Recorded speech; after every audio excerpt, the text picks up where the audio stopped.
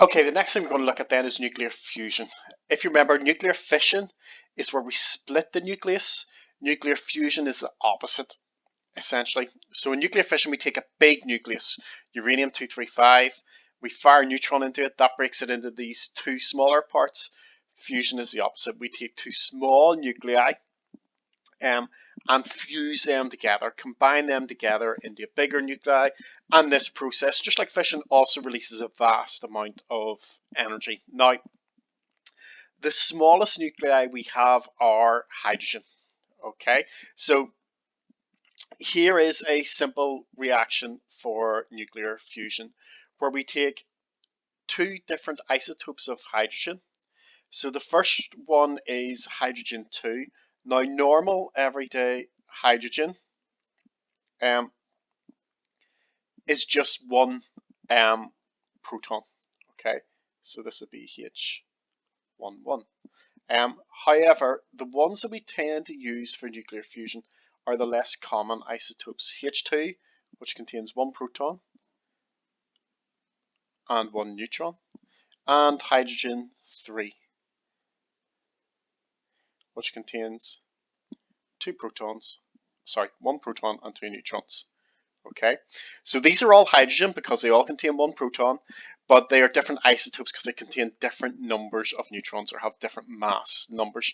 The reason we use hydrogen 2 and 3 mainly for our fusion is it is easier to get them to combine and we get more energy out when we use hydrogen 2 and hydrogen 3. So we could do this with hydrogen 1, it's just better if we use hydrogen 2 and hydrogen 3. Now, sometimes hydrogen 2 is referred to as deuterium. If you think of duo is 2, so deuterium for hydrogen 2.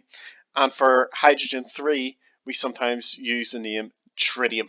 Okay, so if you think tri for tricycle, so tritium is hydrogen 3. So sometimes this might be written slightly differently, where we use the D for deuterium and the T for tritium, but I would tend to just write it as it is above there.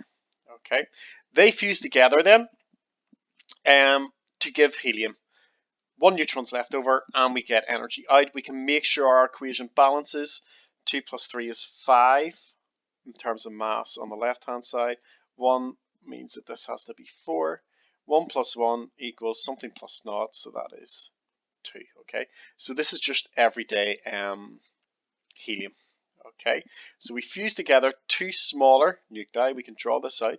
So we have our two isotopes of hydrogen. Okay, there's hydrogen 2 and hydrogen 3. We fuse them together. They form normal everyday helium. And we have a little neutron left over. Okay. Now, that also releases a huge amount of energy.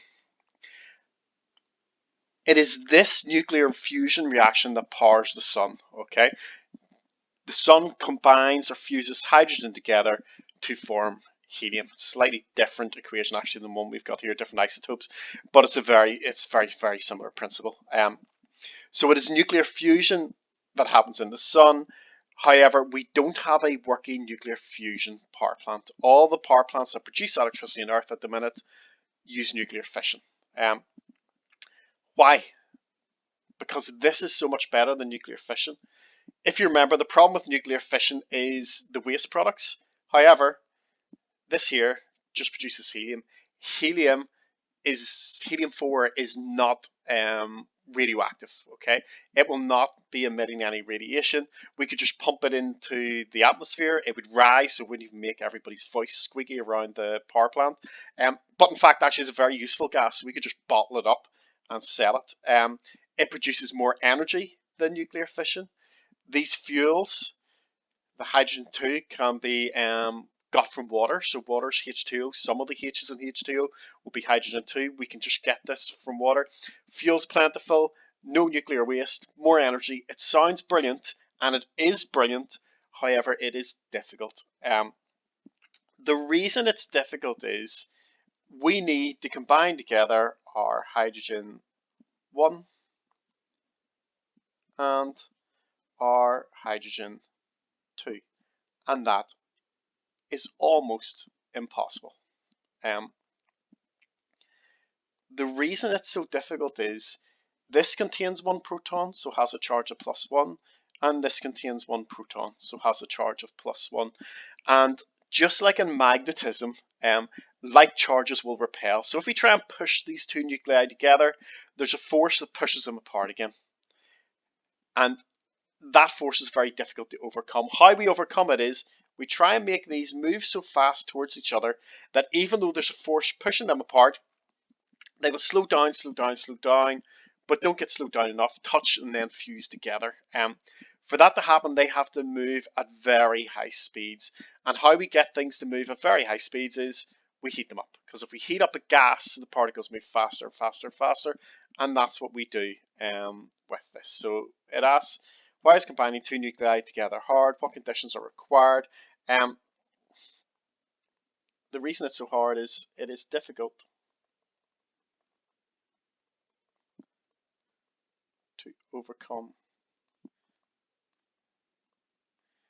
the electrostatic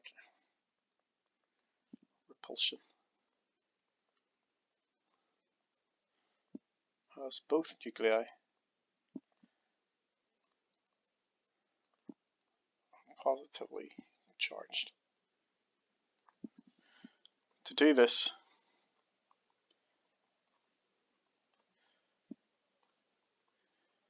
we need very high temperatures.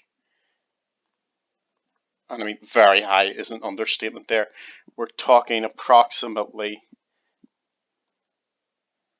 100 million degrees centigrade. And we also need to keep high pressures as well, so the particles are close to each other and likely to touch, so they do fuse together. That is the difficulty in nuclear fusion. We're going to look at the advantages and disadvantages of it in another video.